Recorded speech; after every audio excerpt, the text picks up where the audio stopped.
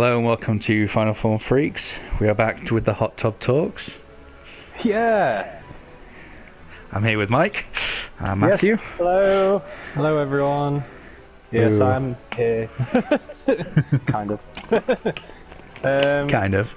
So we're going to talk about the new cards that have been released from Dragon Ball Super card game. We've had some really interesting cards that have been released. We've got some more Unison cards, and we've got a couple more leaders that have been released, and spoilers as well. They have released a secret rare, which is really surprising, with its full effects and all, but we'll get to that when we talk about it. But the first one that we are going to talk about is Fused Zammis. Auto. When this card attacks, you draw a card. It's fine, you know, it's good that it can attack anything, so it can attack leaders or battle cards and still draw. Awaken is when your life is at 4 or less, or you have 4 or more energy, you may draw 1 card and then switch up to 1 of your energy to active mode and then flip the card over. Okay, that's fine. Fuse Zammis does kind of ramp itself anyway, so we all know that getting to 4 energy is quite easy to do. You know, draw 1, untap 1, I'm not knocking it, it's fine. I do like the draw 1 untap ones. Yeah. They're best of both worlds. Yeah. So then we go into his Awaken, which is Fused Zammis Divine Runebringer. It's a mouthful. Auto.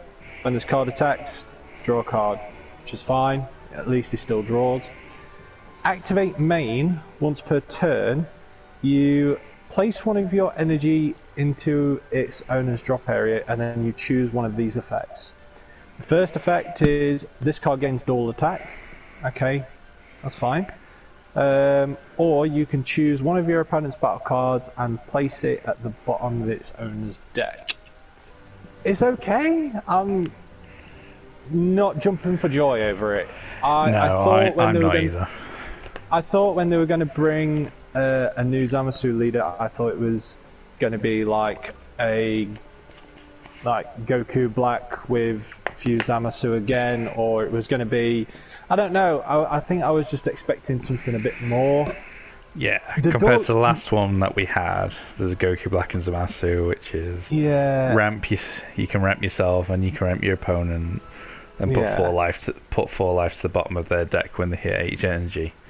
I think if the second really effect good. was like choose your opponent's battle card and warp it, I think that would have been a little bit better. Or like ignoring barrier or whatever and warp it. Yeah. I think that would have been a little bit better.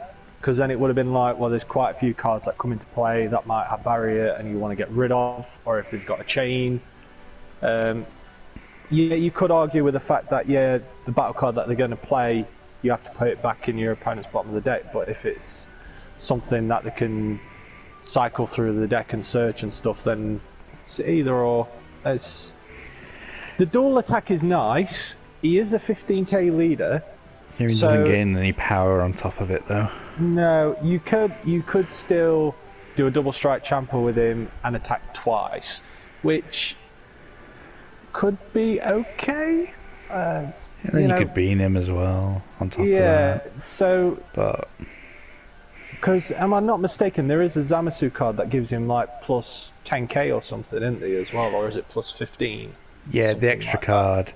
Yeah. Can't remember the name of it off the top of my head, but that gives it plus 10k, and if there's 7 energy between you and your opponent, it goes into your energy and rest mode at the end. Yeah, so you could potentially do that twice. If you had 2 of them in your hand and you swung twice with Zammis, then you can go up your energy even further, so it could potentially ramp you a little bit quicker with having the dual attack. Dual attack is okay, but it's to me. I thought what it was you do with it.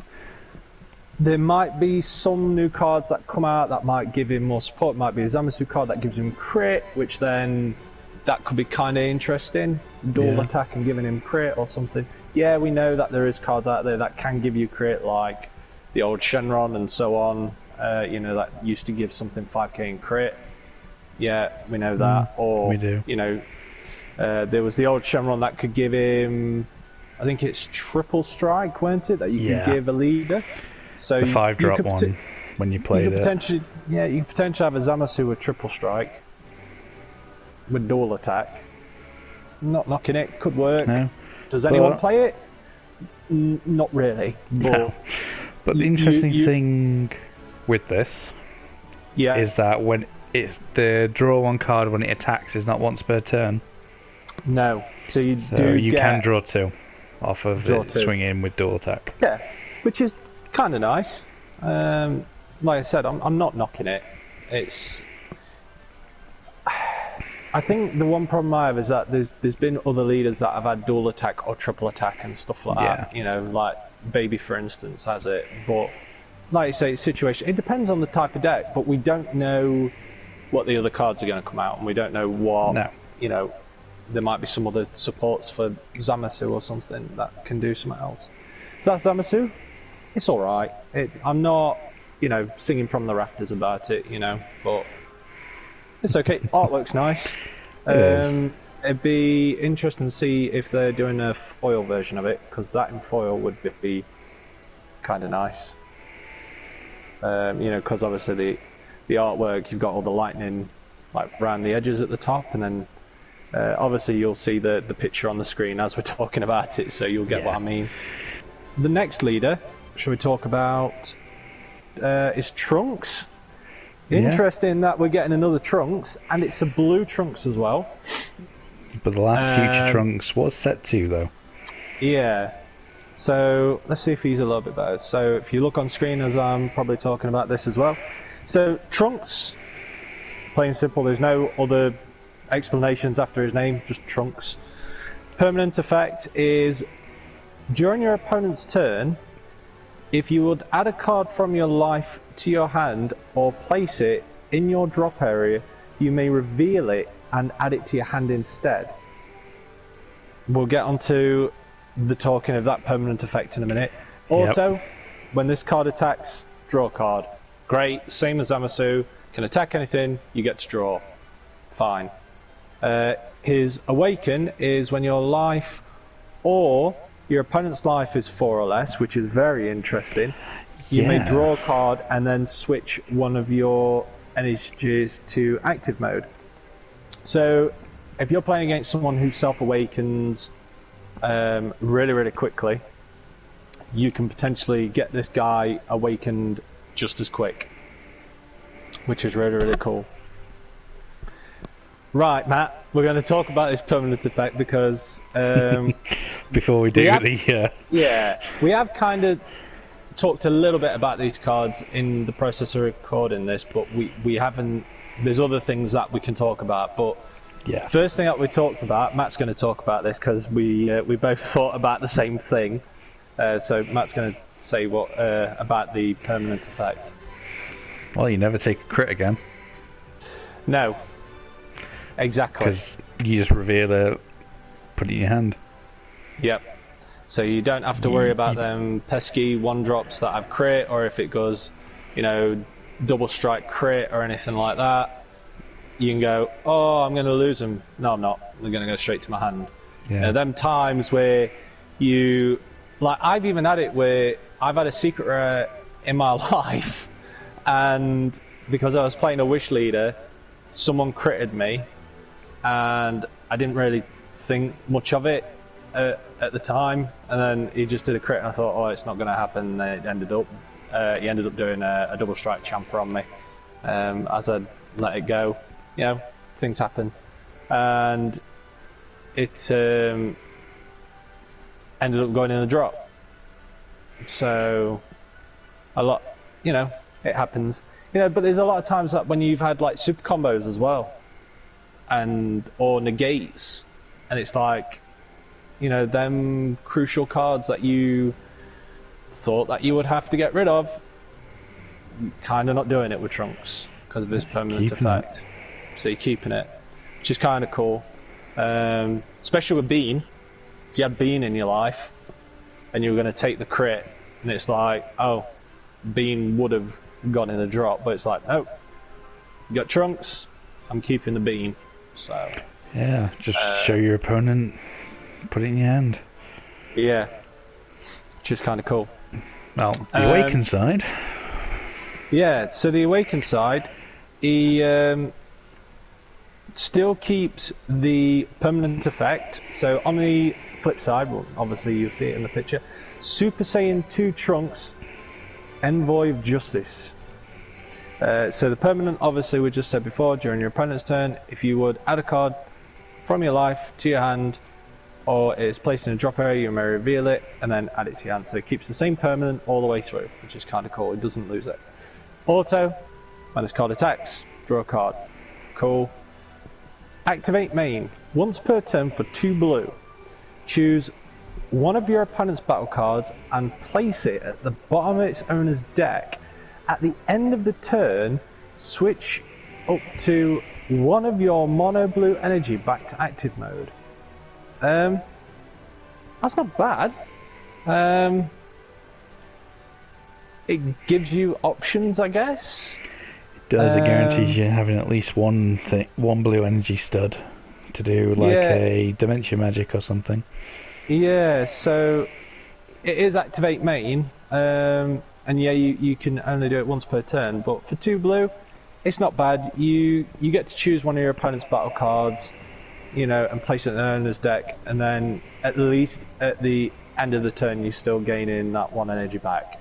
So for 2 blue, I'm not knocking it. I think it's pretty good. You know, if it seems a bit better than the Zammis one. Yeah, from the get-go, it's doing more. It's kind of defensive leader, you know, from the effects that he has. So maybe you want to try and do a bit of more of a grinder game to, you know, with this leader. You know, you want to be a bit more grindy with it and a bit more, you know, waiting for your pieces and then you draw it and then, you know, go and smack him in the face with, you know, a big combo piece that you're going to use, which is nice. Yeah, I really like that. What do you think?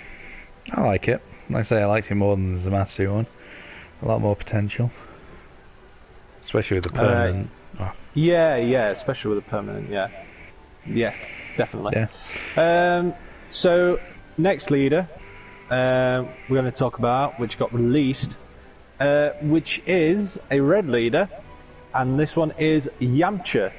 Now, the thing with these is, we've only got an awakened side of this card. We don't have the unawakened side of the card. They have only shown the awakened side of the card, which is very interesting. But we'll go into it. So it's Yamcha, Supersonic Strike. I love the artwork for this card. I think it's really cool. So his auto, he's got a lot of text, guys, so I do apologise. He does have a lot of text. If I mumble on this. So auto, when this card attacks, look at up to 2 cards from the top of your deck, add 1 red card among them to your hand, then place the remaining cards in your drop area, and this card gains 5k for the duration turn. Okay, that's pretty nice. Gains 5k, and you get to choose a card. We'll go into discuss that effect in a minute. His other auto is, if you have a red unison card in play, when your opponent takes damage from a non-keyword skill on your battle card or unison card, you deal 1 damage to your opponent, then negate the skill for the game. That's pretty interesting, to be fair. You know, dealing 1 damage to your opponent, which is kind of what Yamcha's cards do. You know, you look at like 100% Yamcha and stuff like that, it did like burn damage and so on and so forth. So it's still keeping to the theme. So we'll go back to the first auto. So when this card attacks, you look at up to 2 cards from the top of your deck, and then you add up to 1 red card among them, add it to your hand. Bear in mind, it says 1 red card. It doesn't say extra card or battle card or unison card. It just says 1 red card. So that how I see that, so that means you can add any of them 3 to your hand, I believe, because they've not done a specified how it's worded. You know, Bandai, you know, give us a massive warning sign if, you know, we're saying that wrong, but how that has been printed and how I read it is that that's what you get to do. One cool fact about this is that if you've got a secret rare in your deck, especially a red one, I wonder what one that could be. You're able to look at the top 2 2 cards of your deck, and then you're going to put one, you know, in your drop. But if you've looked down top 2 and you've got a secret rare, add it to your hand. You know, that's pretty good. And the thing is, you don't have to show your opponent what card you're adding, I don't believe. Oh no, yeah, you look up to 1 red card among them to your hand, and then you place the remaining cards in your drop area. I think on that you kind of have to show them just in case you take. You just have to show them, but yeah. You know, you could take it if you run it multicolored. You could end up taking a black card or a blue if you don't show. Yeah, I didn't read it then, but yeah, from how I've read it, extra card, unison card, battle card. From how I'm reading it, so to be fair, this leader so far gives you so many different options for deck building. He does, because it says red card, but there's tons of red and green, and even red-blue multi-cards. Yes, because the way it's red, you can still technically take those because they are red. They are red, because it doesn't say red/multi. It doesn't say mono coloured. No, it doesn't say mono. It just says 1 red card, and there's tons of cards from the whole red selection, which is great anyway. That you could take. So, what do you think to the 2 effects, Matt? What do you think to good old Yamcha? He's getting better. He's getting there. Yeah, I think I'm not knocking it. You know, I don't play tons of Yamcha leaders. There's only one. I'll rephrase it. I don't play a lot of red leaders. Not many, anyway. I do play some. People will probably argue and put in the comments down below, Mike, you do play Freezer Prison. Yeah, that is a red leader. I do know that. But I never played like Pan or any of like the top tier stuff when it was out, even though people might argue again, comment, probably say, Mike, you played Freezer Prison. Yes, I know Freezer Prison was at top tier at one point, but it wasn't, or else it would have got, first place. Just saying. But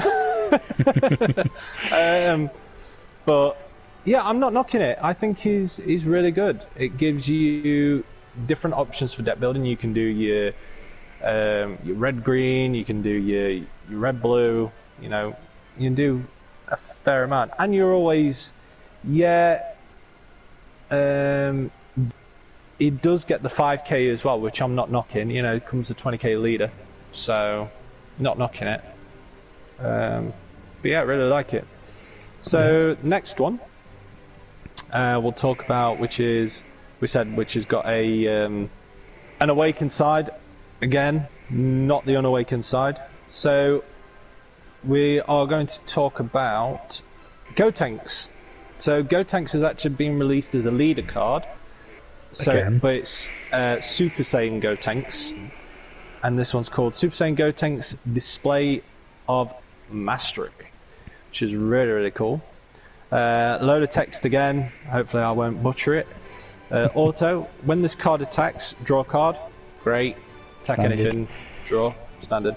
Auto, once per turn, when your opponent activates an extra card, you get to draw a card. Then you choose one of your opponent's battle cards and switch it to rest mode. I really like that. There's a lot of people that do play a bunch of negates. Obviously, I would just said before, people who do play Freezer Prison will not like this, because Freezer Prison decks play a lot of negates, and near enough every time this guy's probably going to draw from it, because you're going to probably yellow. You can be fairly aggro with it depending on how you do the deck build.